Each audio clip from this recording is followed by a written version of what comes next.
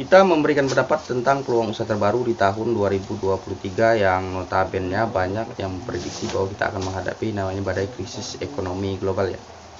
Jadi memang di setiap krisis biasanya banyak usaha yang jatuh dan juga ada juga sebagian kecil usaha-usaha yang langsung ramai atau langsung viral ya. Sebagai contoh mungkin di awal-awal pandemi kita banyak namanya usaha-usaha yang merugi ya, baik dia dalam skala besar, sedang ataupun usaha-usaha yang kecil ya. Jadi banyak mall yang ditutup, banyak juga usaha UMKM dan juga pasar-pasar swalayan yang ditutup karena ada PPKM darurat ya. Tetapi ada sebagian kecil usaha-usaha yang langsung ramai ataupun langsung viral ya. Jadi sebagai contoh masker dan juga alat septik ya. Jadi mungkin kalau dulu kita mencari produk itu sulit, semenjak awal-awal pandemi itu usaha langsung dia melejit ya.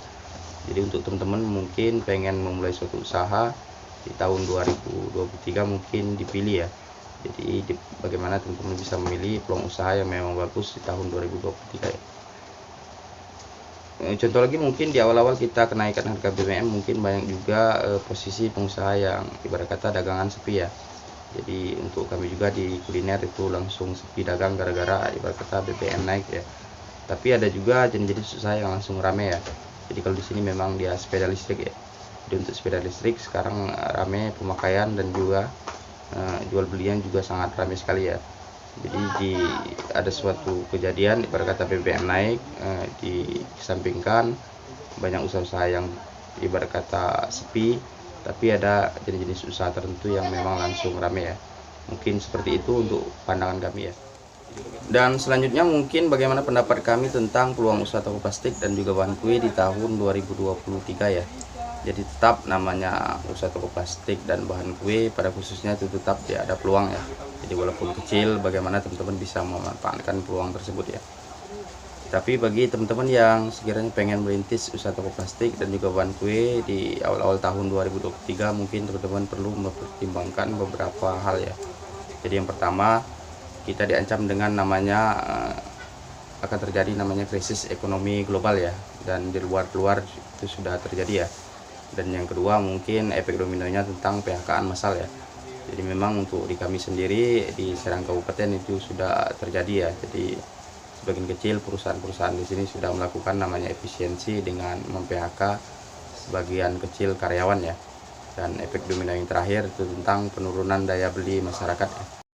Teman-teman yang pengen segera merintis usaha toko plastik dan juga bahan kue itu yang pertama mungkin teman-teman harus kuat mental ya. Dan yang kedua teman-teman harus punya namanya dana cadangan ya.